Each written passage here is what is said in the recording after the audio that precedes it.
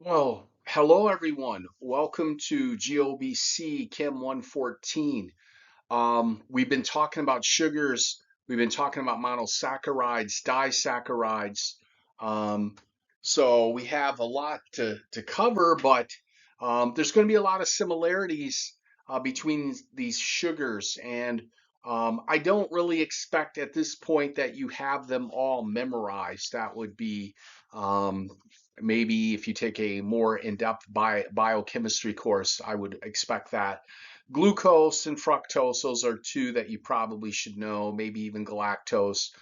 Let's go through this. So we're seeing a side of a ingredients for some kind of, maybe it's gum. I'm not exactly sure what we're dealing with here. But there's sugars in here that are, not very common to us as an everyday consumer. Unless we read the label, then we'll see D-sorbitol, D-xylitol, D-xylose, D-mannitol, D-mannose. Those are just some that are ingredients that are safe for us to digest.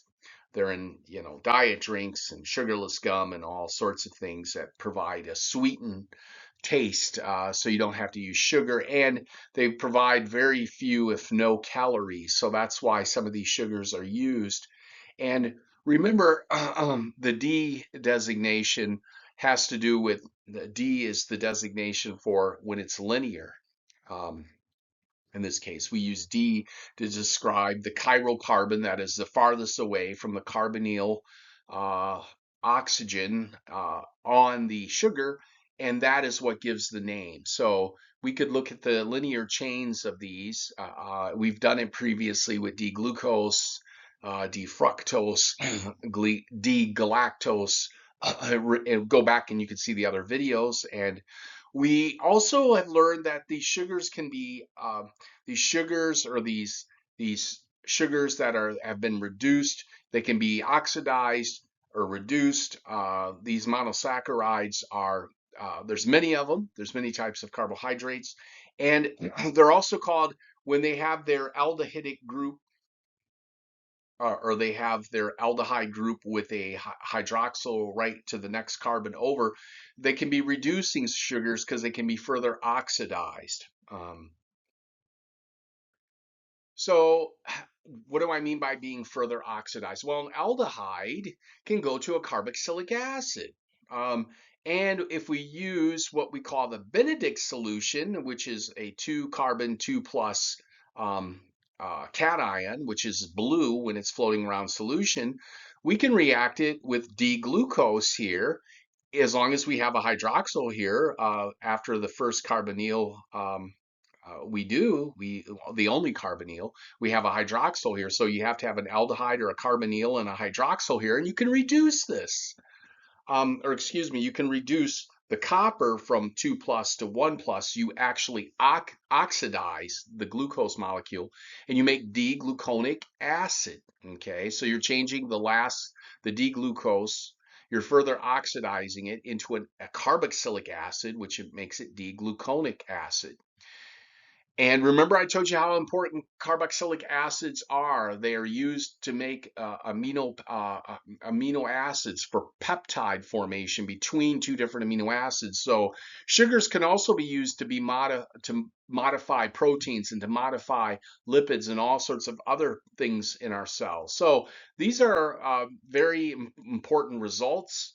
You have a reduced aldehyde that gets further oxidized by a Benedict solution where the you basically have this color, you have this qualitative analysis where blue turns to brick red, and you produce D-gluconic acid from D-glucose.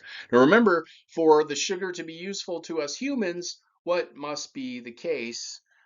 We must have uh, um, we must have the final chiral carbon that's the furthest away from the carbonyl. It must be on the right hand side in this Fisher projection. Okay.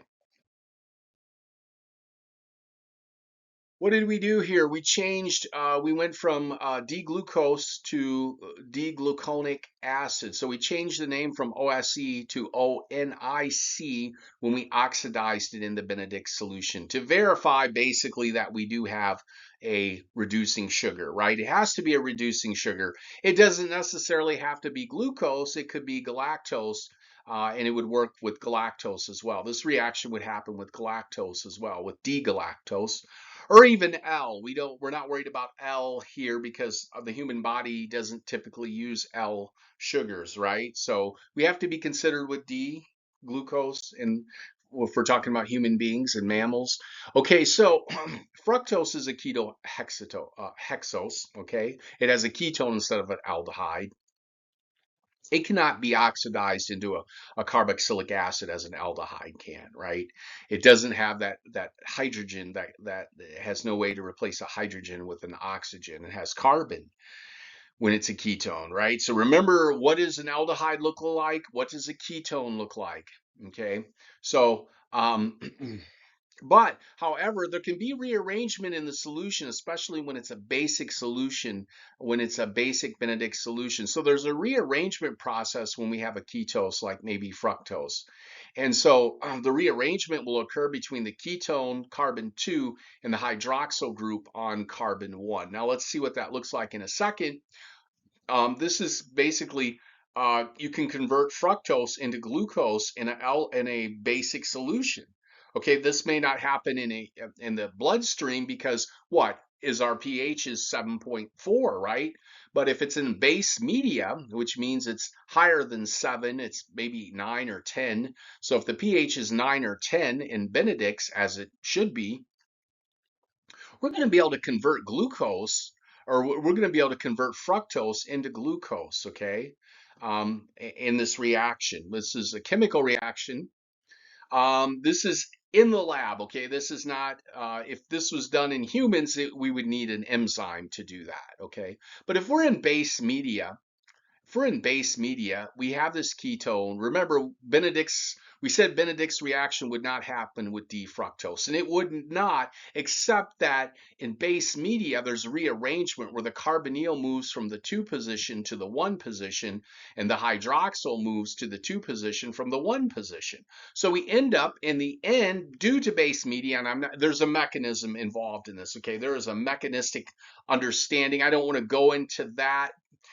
This is not necessarily a mechanism course. When I talk about mechanisms, I'm always talking about moving electrons attacking somewhere, and electrons going to different places where we use an arrow. We use an arrow to describe that. But here in basic media, we get rearrangement. The ketone, as long as it's like a pH 9 or 10, is able to switch places and it becomes an aldehyde of all things. That's just crazy. So we do have a way that this reaction will go. So this will react in the media. So we really can't differentiate fructose and glucose with the Benedict solution because of this rearrangement. Maybe this reaction takes longer. Okay, so but we can do other things. And now moving on. Now, instead of oxidizing the aldehyde and getting a carboxylic acid and adding more oxygen, let's reduce things. Let's add more electrons or more hydrogens, right? So if we want to reduce things, we can take an aldehyde and we can turn it into an alcohol here. It's just referencing the aldehyde group being turned into an aldehyde here. We end up adding 2 extra hydrogens. And so we could take D-glucose, bubble in H2 gas with platinum metal, and this is all in the lab. The same with that Benedict solution, the same with this. These reactions are not occurring in the human body in this way. We're just showing you some of the chemistry that can occur.